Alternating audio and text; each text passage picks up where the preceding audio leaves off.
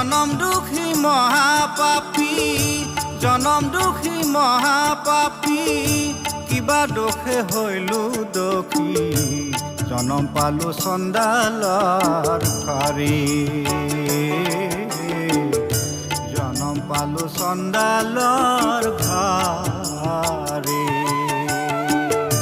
কি লিখিলা ললাটয়ো পৰে